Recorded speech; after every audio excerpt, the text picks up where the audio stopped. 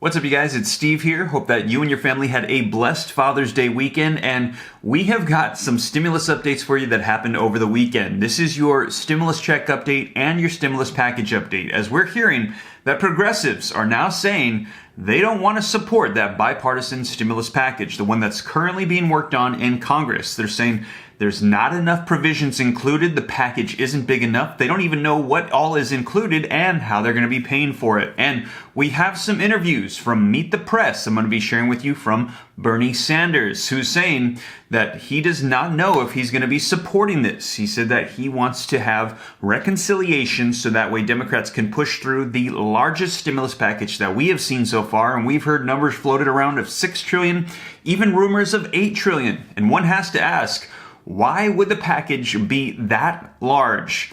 And what we're hearing is potentially they could be trying to throw in other provisions such as stimulus checks. We will see. I'll be sure to keep you up to date here on the channel. We're still waiting details. Today, we might be seeing the unveiling of this bipartisan package with all the details, as well as reconciliation that's taking place right now. But you guys, we're going to dive right in. I'm going to share with you this video footage from Meet the Press and Bernie Sanders and hear what they're saying, as there could be a lot unfolding this week regarding stimulus, as they're saying they want to have everything ready by July. So we are within like 2 weeks of having some bills here formulated and potentially passed. So you guys, we're going to dive right in. I'm going to get you caught up on the latest. And also, if you missed this weekend's announcement, it's true. My family and I are going to be leaving the state of California and we're going to be moving to Texas. If you want to see all the details on it, be sure to check out the video that I uploaded this weekend. But let's go ahead and dive right into this. But before we do, if you can do me a quick favor, just takes a second. Don't forget, smash the like button, leave your comments, share this out. If this is your first time here and you want to stay up to date, don't forget,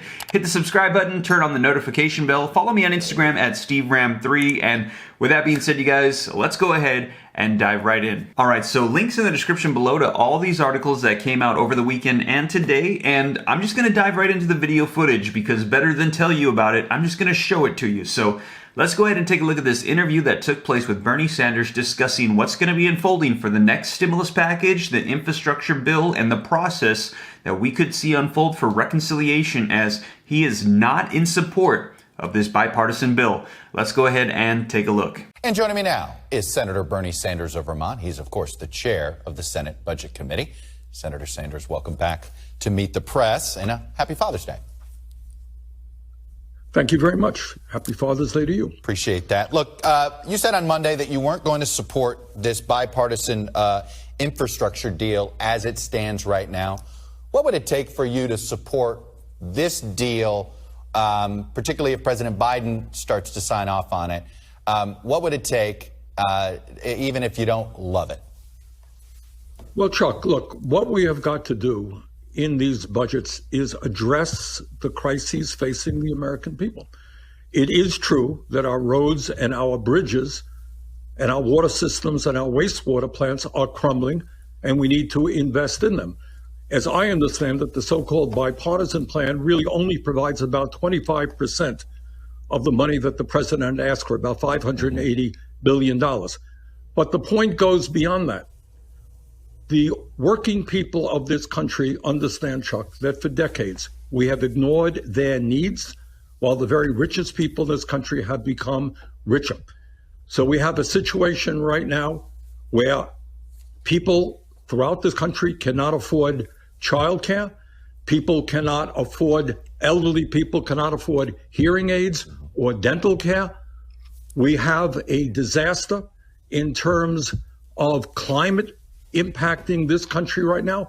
How do you go forward right now in this moment in history and not address the terrible climate crisis that we face and transform our energy system? How do you not deal with housing when 18 million families are spending 50% or more of their limited incomes on housing? And the list goes on and on. Rich get richer. Working people are struggling. It is time we paid attention to the needs of working people. And when we do that, when we deal with climate, when we deal with infrastructure, when we deal with home health care, when we deal with childcare, we can create millions of good paying jobs. That is what the American people want. That's what we've got to do. Are you comfortable with a two-step process where you noted this is the 25%? about of what President Biden asked for. Is it worth it in your mind to take what you can get in a bipartisan way, especially if that's the way you can get Joe Manchin and Kyrsten Sinema to get on board a Democrats-only bill that may tackle the care economy, as you just outlined? Well, look, as I said, what is in the bipartisan bill in terms of spending is, from what I can see, mostly good. It is roads and bridges, and we need to do that. That is what we are proposing in our legislation, but in much greater numbers. One of the concerns that I do have about the bipartisan bill is how they are going to pay for their proposals. And they're not clear yet. I don't know that they even know yet, but some of the speculation is raising a gas tax, which I don't support, a fee on electric vehicles, privatization of infrastructure. Those are proposals that I would not support. Do you get at the end of the day, do you think this ends up passing as by raising the deficit? Is that something you're comfortable with? And then Democrats have to go it alone and possibly raise taxes on their own? Is that where this is headed? Well, when you talk about taxes, let us also be clear. And I think the average American, whether you're Democrat, Republican, or independent, understands there's something absurd that at a time of massive income wealth inequality, when the very rich are becoming much richer, when two people own more wealth than the bottom 40% of America, that you have billionaires out there who pay zero, not a penny, in federal income tax. Large profitable corporations pay nothing in federal income tax. So what the president has said, he doesn't want to raise taxes on people making $400,000 or less. I agree with that. But you know what? In order to lower the cost of prescription drugs, in order to deal with paid family and medical leave, because we're the only major country on earth that doesn't provide that, yes, we are going to have to ask the wealthy and the powerful to start paying their fair share of taxes. I want to go back because you kind of ducked the question the first time. Would you support or at least vow not to kill the bipartisan deal if you got a commitment from the president and some of those centrist senators to support a larger attempt to sort of a Part 2 Democrats-only reconciliation bill? Well, Chuck, I don't know that anybody could give you an honest answer for that, because nobody really knows what is going to be in this bipartisan agreement and how it is going to be paid for. So if it is roads and bridges, yeah, of course we need to do that, and I support that. If it is regressive taxation, raising the gas tax or a fee on electric vehicles or the privatization of infrastructure, no, I wouldn't support it. But we don't have the details right now. So there you have it. Let me know your thoughts in the comments down below. But I can tell you that me personally, I thought this was actually a pretty good interview that took place yesterday on Father's Day. He asked some pretty good direct questions, giving us some insight into where Bernie Sanders is at with this infrastructure bill and more stimulus. And we heard him say he's not on board with a lot of the things that are unfolding right now. He doesn't know that he can support it. They want to see more provisions, bigger funding, and we also heard him say a little bit about medical. Take a look at this, and we're also hearing Senate Majority Leader Chuck Schumer say he's on board with this as well. They're saying they want to provide more stimulus, they want this bigger,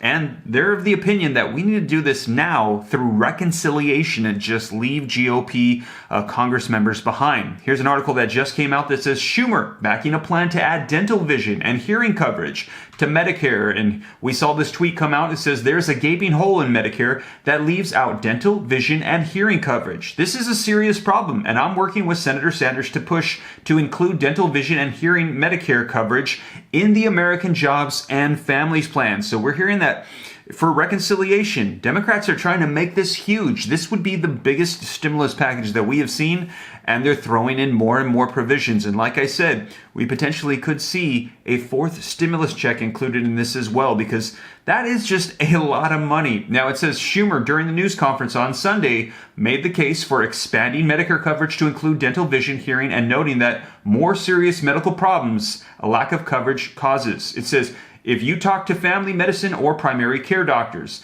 they will tell you with certainty that ignoring medical issues related to dental, vision, and hearing often devolves into far more serious medical problems for people, especially seniors. That costs more to treat and are harder to remedy, said Schumer, according to the New York Daily News. Now, also, bipartisan infrastructure bill could lose gas tax rise. Senators say Republican lawmakers Rob Portman cites Biden administration opposition to measure indexing gasoline tax to inflation, and says a proposed infrastructure spending plan may be hammered out without a measure raising the gasoline tax, a key Republican lawmaker said Sunday, suggesting the removal of an obstacle to the nearly $1 trillion infrastructure plan pushed by the bipartisan group of lawmakers. So right now, too, they're saying, how are we going to be paying for this? So there's a lot of moving parts to this that still haven't quite been figured out, but they're saying they want to have something ready by July. So if they don't nail this out, we could see progressives just start pushing through with reconciliation. But we will see, because we are hearing that both sides of the table are starting to come together and support this bipartisan group of lawmakers bill. But right now, we still are yet to see it unveiled with all of the details. And also we're hearing AOC is saying that she also does not support this as well, saying it's just simply not enough provisions to help people in our economy at this time. Once again, let me know your thoughts in the comments down below. Well, you guys, that is the latest that unfolded over the weekend regarding stimulus. And know that I'll be sure to keep you guys up to date here on the channel. And once again, if you like and appreciate that, don't forget to take a second to smash that like button. And if this is your first time here, hit the subscribe button. Follow me on Instagram at SteveRam3. If you want to see what stocks or cryptos I'm trading, consider joining the Patreon group. And if you want to get some free stocks and cryptos right now, use the link in the description below and get that free money. And with that being said, you guys, I hope that this reaches you well. Take care. God bless. I'll catch you in the next video. This is Steve.